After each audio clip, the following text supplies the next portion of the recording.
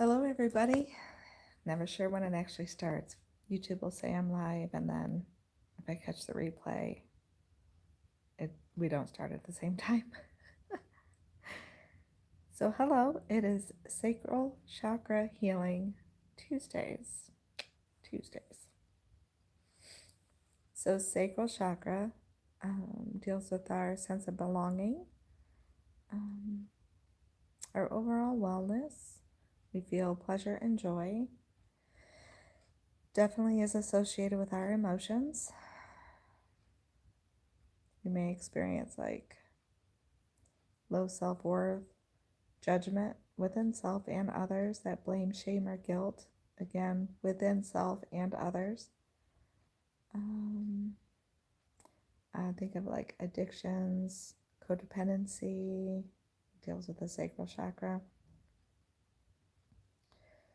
So I guess we just gave some symptoms, the psychological symptoms of feeling the blame, shame, and guilt, having the codependency and such. Physical symptoms of an imbalanced sacral chakra. You might notice you have either an overactive or underactive sex drive, maybe impotence or infertility. Can't seem to talk tonight. Like PMS or PMDD. I said it and then I drew a blank on which one it was. Or low back pain would be another symptom that you may experience with an imbalanced sacral chakra. So for today, grab those chakra notebooks, right? I almost said journal, but yes, chakra. Oh my gosh, you guys, I can't talk. Your chakra healing notebook and come journal with me. Finally got the words out. So doing some scanning, I'm going to put my hand at my sacral chakra. So the sacral chakra is just above the root chakra and below the belly button. I have my hand resting there. Kind of see? Down on the abdomen. I'm just going to listen and breathe and see what comes up. It's funny, I can feel like twitches in my low back in the moment. Yeah, so already what comes to mind is being an empath, right? Empath, HSP, healer, Lightworker, and the emotions, the energy that we feel. So not only when our sacral chakra is imbalanced, but when we don't, in a sense, protect our energy. And I don't mean that we should like put up this solid wall or shield to block everything away from us. I don't mean it in that way. But to be aware, have that awareness of what is ours and what is not. So if you've been watching these videos, you know that my mom has been in the hospital. So some change in that. She's at a step down now in skilled nursing. So yay! Yay! But point being that I'm going with this is think about energy when you enter a hospital, the type of energy when you enter even skilled nursing, like a skilled nursing home. Okay, so this particular place is not a nursing home. It's physically at a hospital as well. Different hospital, but a hospital. But it's considered a skilled nursing unit. But the people, right? How many people are coming in with dis-ease? Whether it's physical, emotional, and emotional as visitors, right? Worrying about loved ones who are there who might be physically injured or ill, right?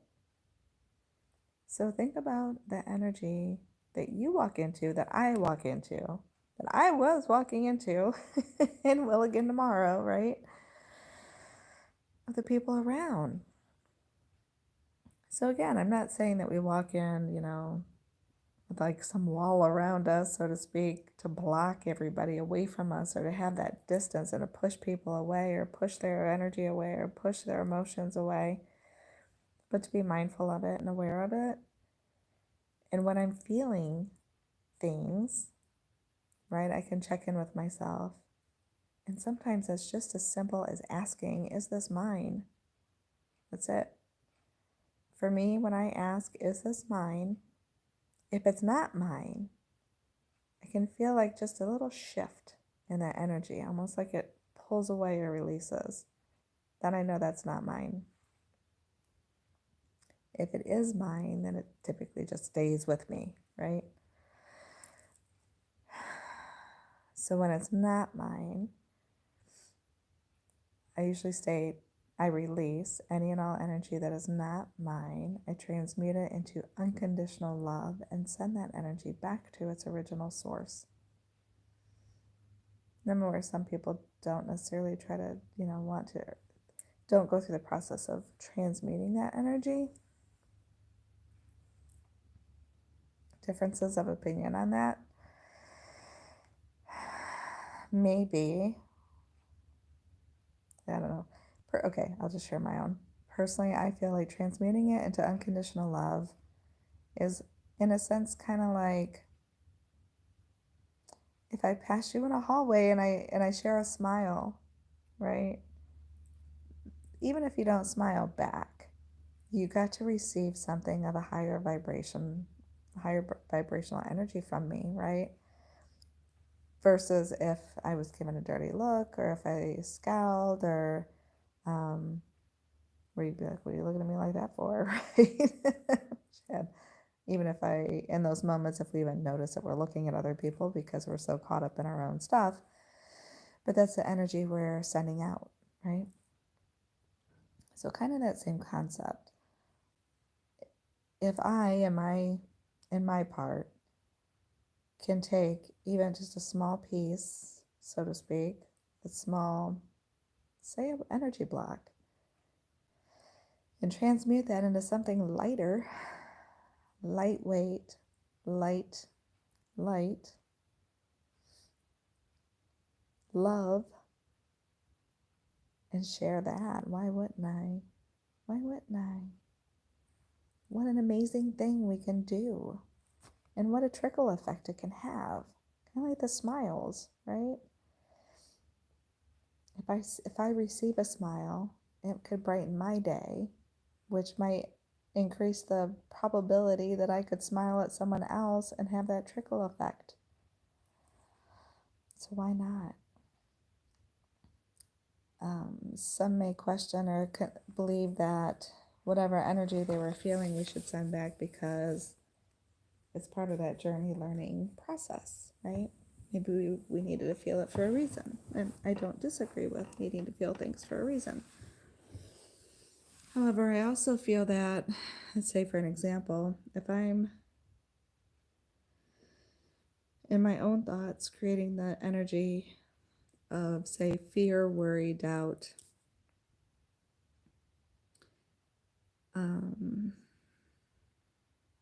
that smile might help me in the moment, but it may not completely change what's going on, right? I'm going to continue to create the same fear and doubt. All right, I forgot the other one. There was 3 things I said. Until it's resolved within myself. So I guess I can receive the smile. I can receive the unconditional love. It can benefit me. Maybe it'll even be just enough to pull me away so I can be more observant of the thoughts I'm creating that's bringing me down, right? We don't always know how things are going to work out.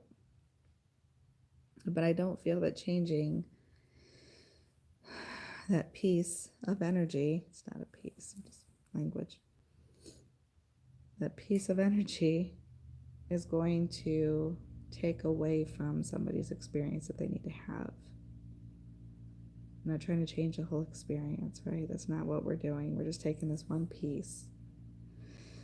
So this one moment of sadness, doubt, whatever it may be, transmuting, changing that to unconditional love, and then sending it back. That's a beautiful thing. That's a wonderful thing we can offer. And truth be told, once we send it back, set that intention to send it back to its original source. Once it comes back to, let's say you did it for me, right? I had my icky doubts going through my head, my we talked about yesterday, what ifs and yeah buts. And you transmuted all that for me, maybe unknowingly that it was mine, however. But you transmute it, you send it back to me, the original source.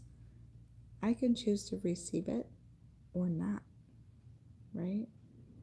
Just like when we see someone smile, we can receive it in the way where it's uplifting. Like, oh, because that was nice. And we smiled and I could smile back. And we're just sharing a positive energy moment. Or I can block it. There have been times in my life years ago where if I was in my ick and someone smiled at me, I'd be like, what the fuck are you smiling at? What are you so happy about? Like, it would be not received. It would just be blocked. Or what's your intention? What do you want from me? Why are you smiling at me? Right? Like paranoid. It's not funny. It's actually really sad. But still, point being, we can choose to receive it or we can choose to block it. So, no harm done. And it booted me off. So, as I was saying, there's no harm done in taking that low vibrational energy, transmuting it into unconditional love, and sending it back to its original source. No harm, no foul at all.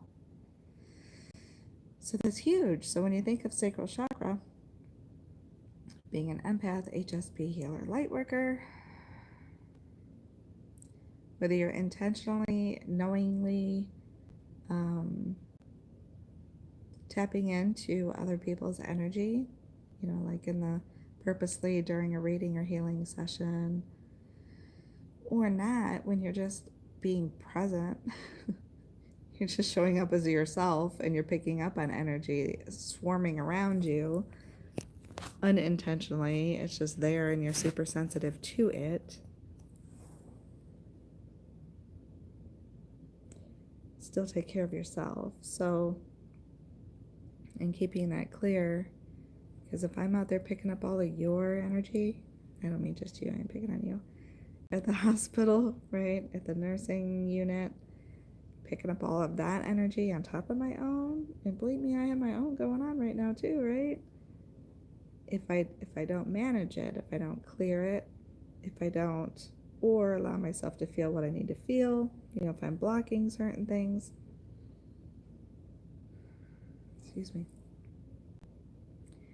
then my sacral chakra is imbalanced. I'm creating my own blocks.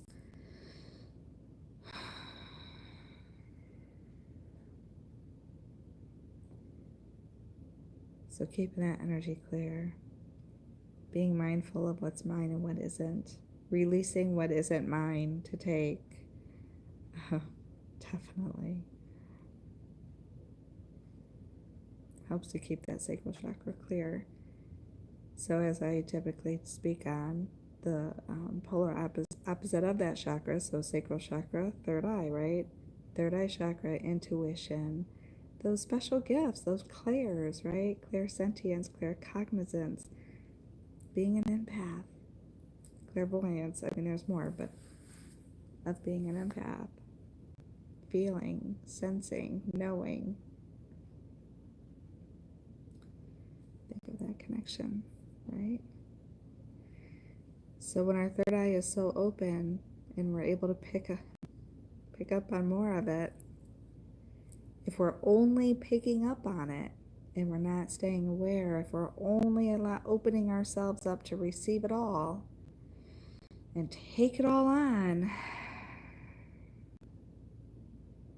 without working through it, without keeping that energetic boundary, if you will, we're going to create some issues with our sacral chakra too. Okay, just keep that in mind. So I'm not saying to block it and shut it down. Just stay aware. Separate what isn't yours from what is. Transmute all of it. Transmute what isn't yours before you send it back. And transmute what is yours, right? Why wouldn't we gift ourselves the same? Definitely gift yourself the same. Okay, so YouTube language, before I forget, if you find value in this video, give it a like, share it out, and subscribe to my channel, of course. Always check the description underneath the video. I have the links available there for offers, updates, freebies. If you are ready to learn Reiki, that link is provided as well for a six-week Reiki course, so you can start learning how to heal yourself if you're not already familiar. Even if you are and you skip yourself, because let's just be honest, many of us do that, right? We learn healing techniques because we want to save the world, and we skip ourselves. And it's really important for us to start with self, right? So yeah, let's see, anything else? I think that is all for today. Thank you for sharing your time and space with me. I hope you enjoy the rest of your day, evening, or whatever time in the world it is for you. And I will see you tomorrow for our next chakra healing journal day, right? Bye, guys.